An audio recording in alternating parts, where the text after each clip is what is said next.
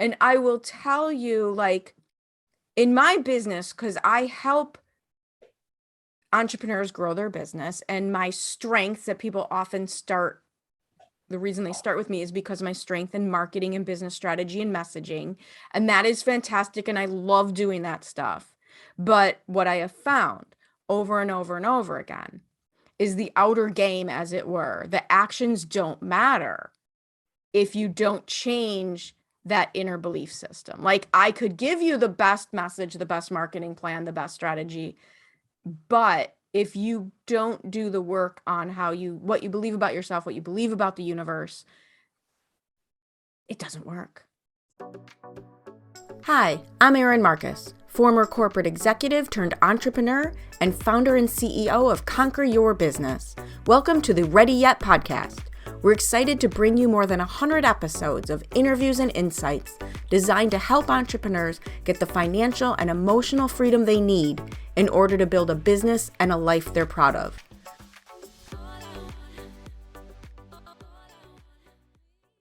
Hello, and welcome to this episode of the Ready Yet podcast. I'm very excited about my guest today, Megan Wessels, who was introduced to me by a client. So that's always a huge compliment, right? People who know you and know you're going to get along. And the thing that has struck me the most about our conversations has been this whole concept of collaboration, this whole concept of working together, this whole idea of abundance. And I really can't wait for you to share your story, your personal story, and also what you do with the audience. So first, why don't you give us a more formal introduction of who you are and what it is that you do? Yeah, so excited to be here, Erin. You rock. And I love the t-shirt even goes along with it, Rolling Stones. I'm Megan Wessels. So my company is called Powerful Partners. I would consider myself a conscious connector. So I have a network for women entrepreneurs and I connect them into groups of 8. I provide a trusted advisory board for women entrepreneurs because we all need it. I know there's so many women out there who are carrying that torch all by themselves. I did it for years. And to bring women together in a group where there's this safe space where they can open up and share their knowledge, their expertise, their perspectives with each other. It's absolutely incredible to see what happens. It just creates this flow of energy where these women it's like rocket fuel. They just take off and it is such a beautiful experience too, because these women become lifelong friends. And it's just so much more than a networking group. It truly is a trusted advisory board. People have said business besties. Nice, yes. They truly are powerful partners. Well, and I think there's something special about female only. And I work with men. I love working with men, but there's a difference in the learning process. There's a difference in the sharing process and also the size of the group. Because there's large groups, but sometimes when they get too large, the quieter people are no longer comfortable stepping out, right? We know that that's not like my thing, but it's certainly a thing that's you got to be completely aware of.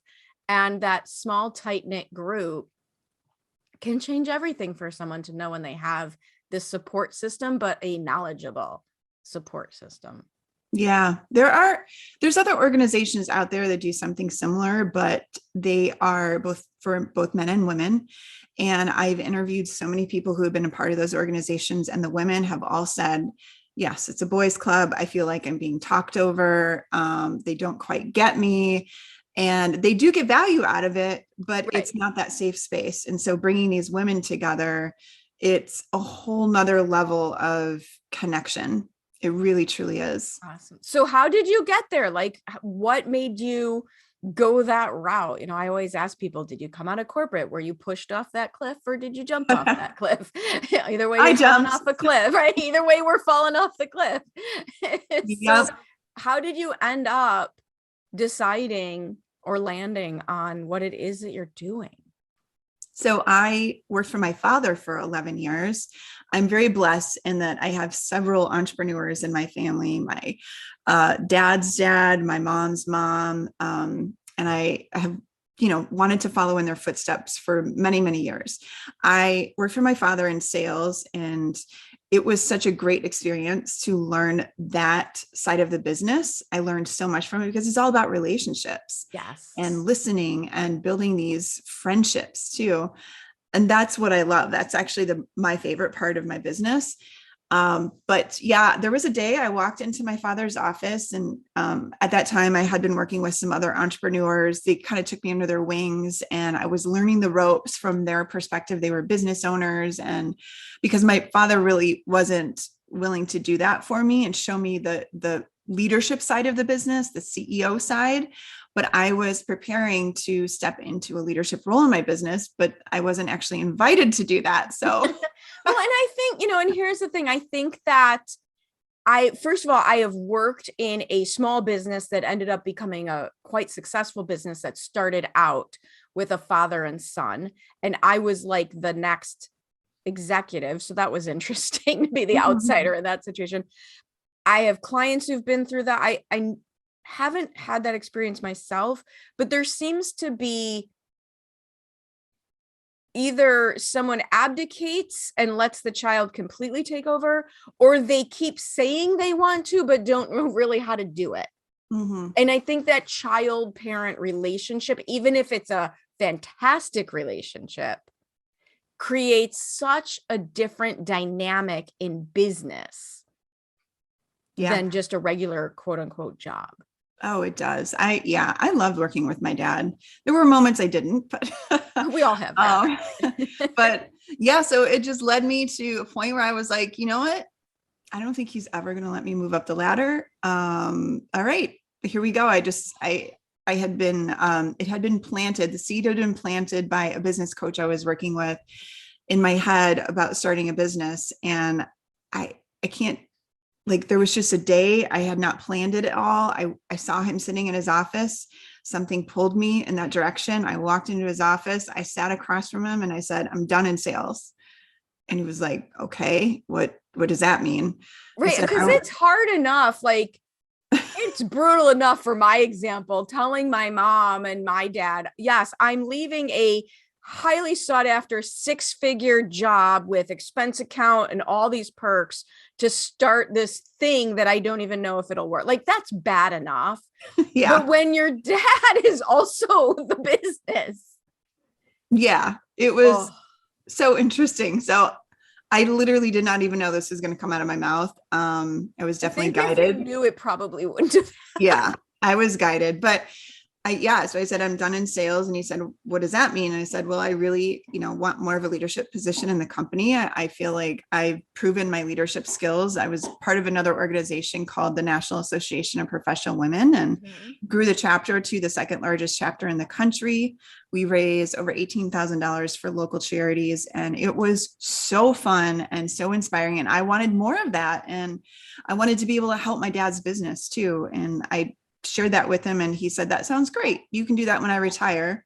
He still has not retired. And that was in 2015. And I saw the writing on the wall. So I said, okay, then I think it's time for me to go.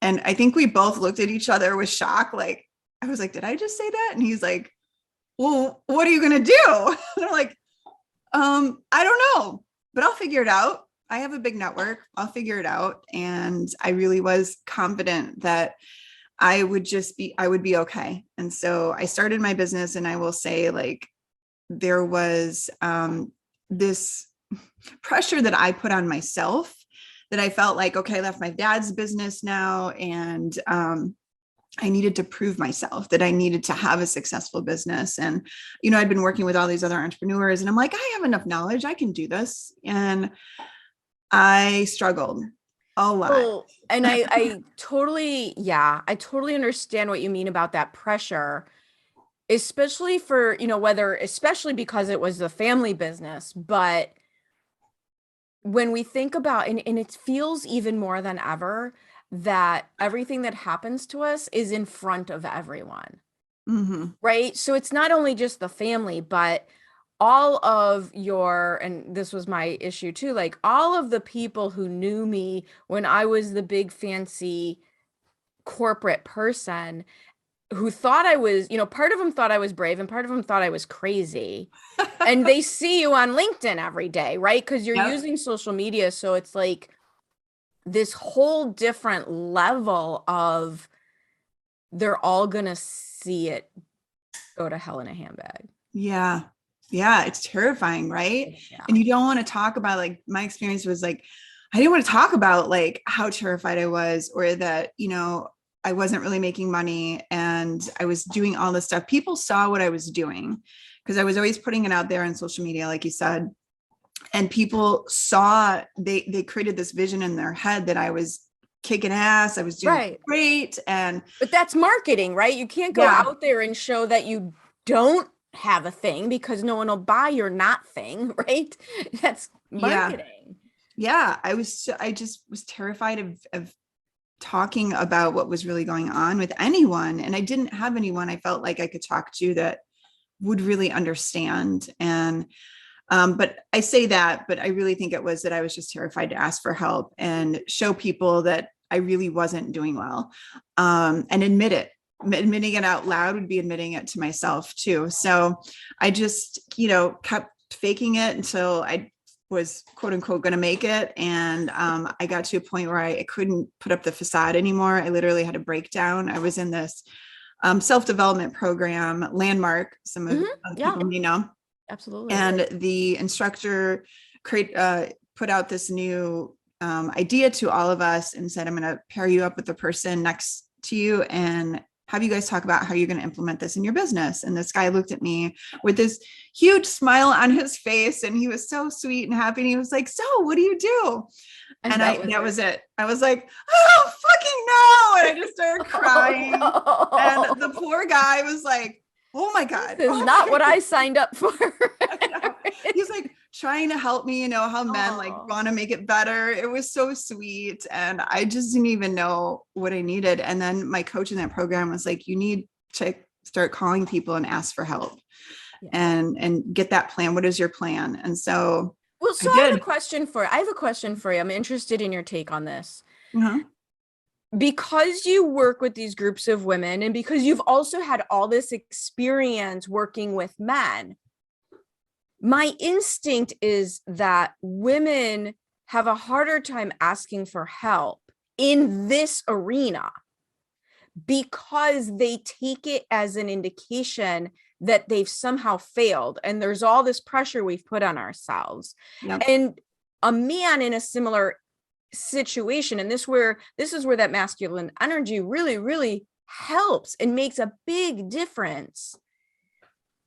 They just see it as, well, it's my business and I don't know how to do XYZ, or I need someone to do this for me. What's the big deal? Yeah. So I'll go hire that person. And right. And they just don't have the same attachment. Now, they might not want to ask for directions, the joke, but in this type of scenario, because women feel we have so much to prove, it just causes more problems than what we need to experience. Well, because I think it's generational. Women have carried so much on their shoulders. They're responsible for all the things at home, but now women are also trying to not just take care of a family or take care of the house or all those things. They're also trying to run a business or, build a career, and they still feel like they have to have it all on their shoulders. And what's exciting is there's an increasing number of, I think of my brother, my sister-in-law is one of the most brilliant people you'll ever meet. And she has an extremely high caliber position. She's got a promotion. I don't know if I'm allowed to say it, so I just won't, but she's like amazing. And my brother truly is the primary caregiver in the household. He also has a big job. And even here, I always laugh. I haven't cooked a meal and it's almost 10 years now. Everyone's happier for that. Let me tell you, there's no big loss to the universe by me not cooking. But I think there's an increasingly number of men who make that possible. Yeah, absolutely. There's some really great guys out there, and who just we do this to ourselves, right? They want to support us, but they don't know how because we're not willing to tell them. Yeah. It's so interesting. I see that a lot. I've experienced it a lot. Loving what you're learning here and interested in more? Check out our free Facebook group and join us at Conquer Your Business Community to find even more tips and tools designed to help you get out of reaction mode and into conquering your own business.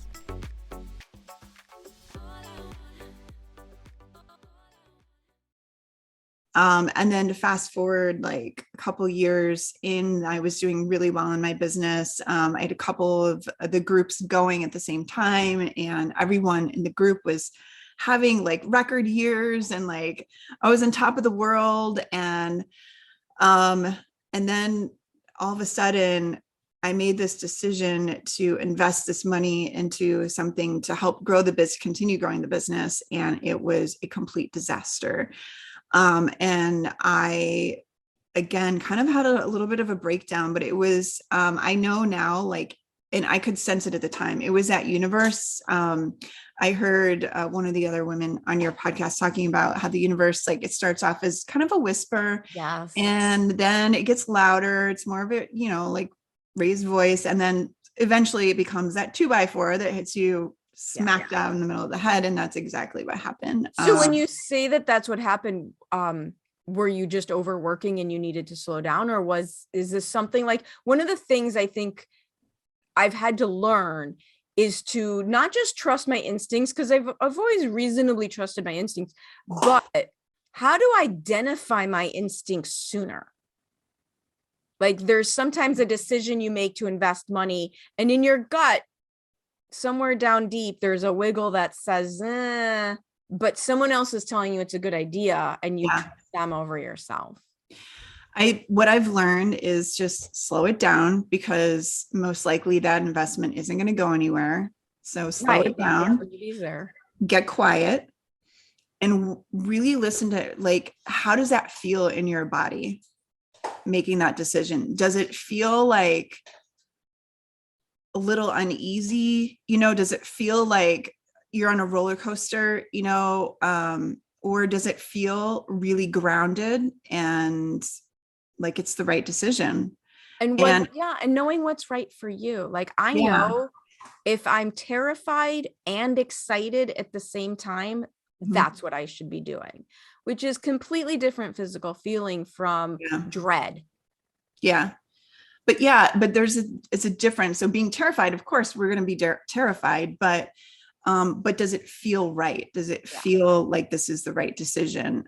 In that case, so what ended up happening is I hired these women who one of them I had been working with for a while, and this was not about them. So they were great, but I hired two women. I spent quite a bit of money on having them build a funnel for me, like a launch funnel. And we had a short amount of time to do this because one of them was going out of town for the summer. And so there was a lot of time pressure for me to get certain things done. And so as I was going through this process, like, it didn't feel authentic at all. It didn't feel like me. It felt like I was reading a script. And that is what really, that was really the message, was like that feeling of it being inauthentic. And I know I'm going in the wrong direction here, but I already invested the money and I can't stop now. I got to keep going because we have to get this done. And I lost my voice. I kid you not. I lost my voice. I got sick and I couldn't even talk anymore. Something knew better and it was going to stop you one way or the other. Yep. That was my 2x4. And I was like, okay, I need to take a step back and figure out, first of all, why did I make that decision? Why did I feel like I needed to keep going forward? Because there was some subconscious belief, I knew it, that was causing me to make decisions like that. And that wasn't the first time. I had made several decisions like that in my business, just doing it because I felt like that was the thing to do. And this was going to help me with supposed to's, right? This is how it's supposed to work. This is what I'm supposed or should, people say stop shoulding all over yourself. But yeah. And I was not listening to my intuition at all. I felt it from the very beginning and I kept going with it. And then it just got harder and harder and harder. And yeah, until I finally lost my voice. So I, from there, got quiet, took a step back. I will say there was a little bit of depression because one of the subconscious beliefs that I had, or the personas that I've had since from growing up, was that, shame on me for making a decision like that, like really coming down hard on myself. And I shamed myself a lot. And I talked to several entrepreneurs, mentors about it. And they were all like, Megan, I have made way worse. I promise there are way worse in my decisions that business. smarter people have made. Right. Exactly. Okay. Like you'll get through it. Yes. But I was still like, no, but why did I do this? And but that led me down a path of healing. And I had been working with a coach. It was actually a love and relationship coach that I hired to help me find my partner. And her and I did some really deep work around like she has this E4 trauma method. And so we dug into some things that happened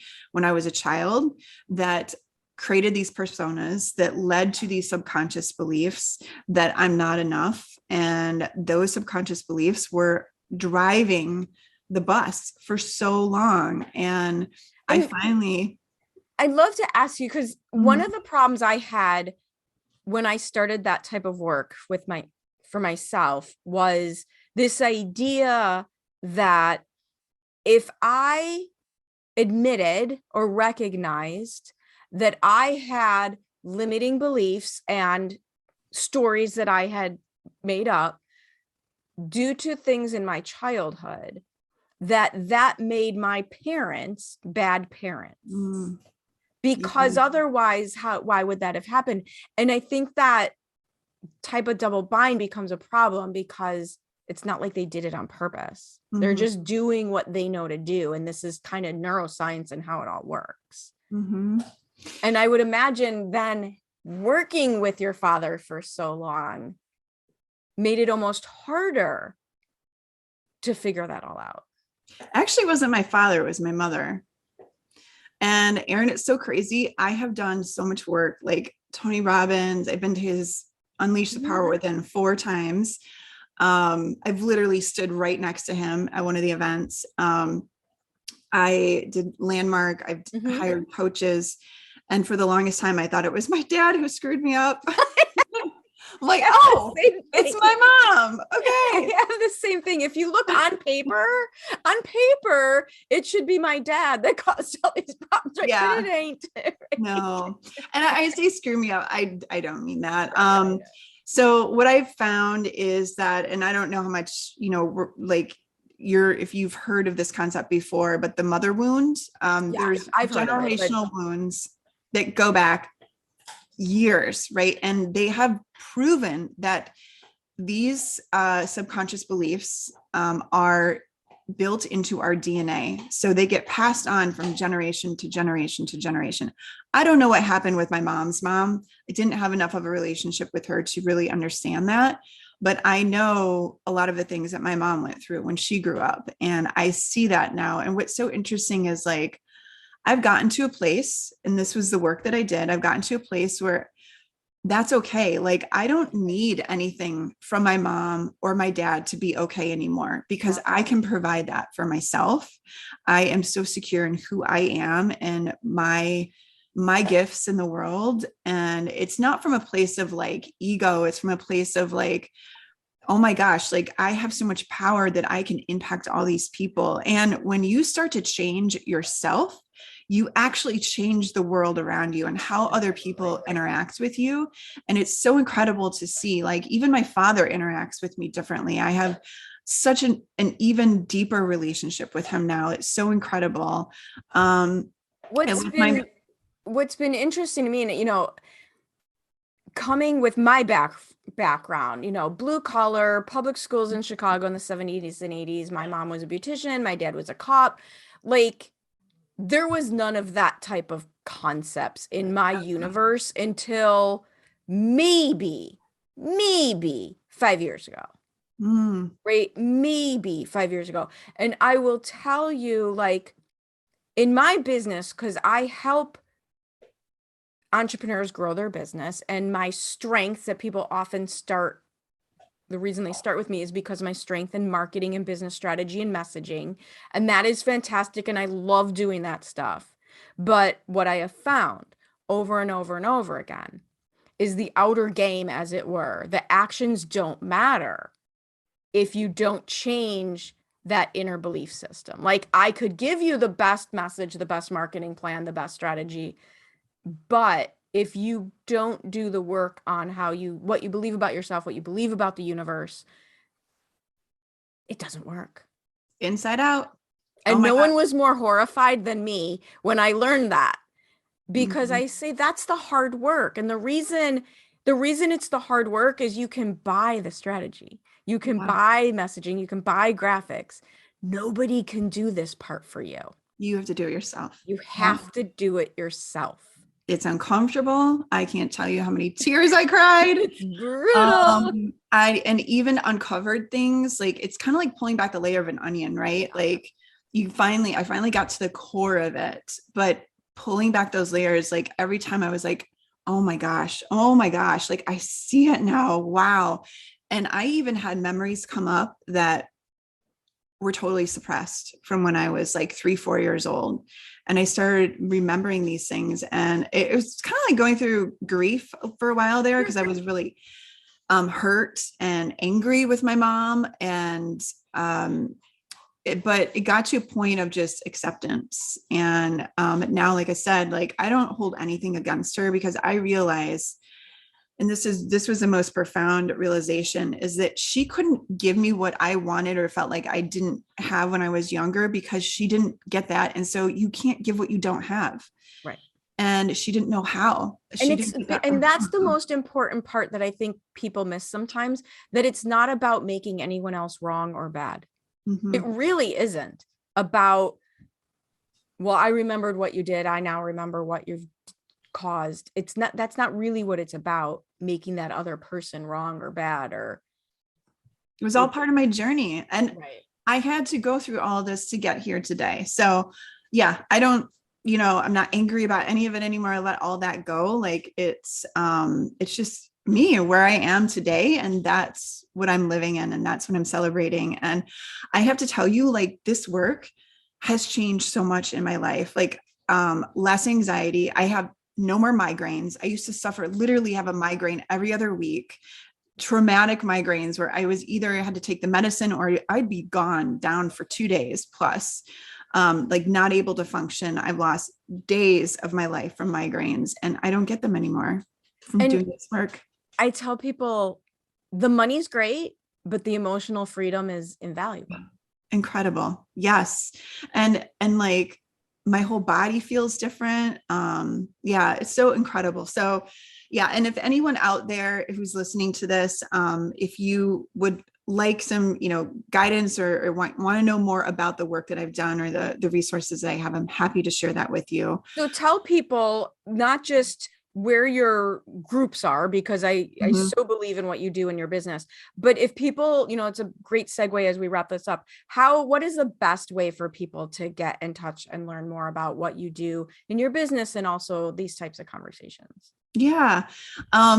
So to relate it back to my business, all this work, like going through this, really allows me to now, I have this solid foundation for my business to continue growing from a place of authenticity, from a place of integrity, and instead of a place of trying to prove myself to other people. And it's such a different experience now. And yeah, people can go, my website is powerfulpartnersinc.com, but come find me on LinkedIn. I do a lot of amazing content on LinkedIn for people that is very inspiring. I share my story. I'm very vulnerable, put it out there, because that is one of the things that came out of this too, is like, I'm not ashamed of anything anymore. And I've put some pretty crazy stuff out there, but it allows other people to really relate to me, because they see, and it might be something that they went through too. Absolutely. So I highly, highly recommend people reach out to you, make that connection. You're amazing. I love how much of your story you share. I think it's so important to share our difficult times, from a place of power, right? As opposed to a place of woe is me. Yeah. Because that's how you lead by example. That's how you help pull everyone else forward through what they're going through. And that they know that, if, you know, it wasn't the magic, being Erin wasn't the magic sauce that got to the result. It's the process, right? It works Yeah. for everybody. And Yeah. serve as that example. Absolutely. Yeah, it's all part of our journey. And you know what? There are so many things that we can create for ourselves. And it's just, yeah. And then, you know, the journey takes us on all these different directions, but it's so fun because we experience new things and we get to meet new people like you and I. Right. And now you feel safe doing all of it, which Mhm. is what lets it all happen. Yeah. Awesome. Absolutely. Well, thank you again so much for sharing your story, for spending time with me. I know people are going to want to continue this conversation with you. And I think we have more to talk about. So we'll keep going that way. Yay. Thank you, Erin. This was so fun. Thank you.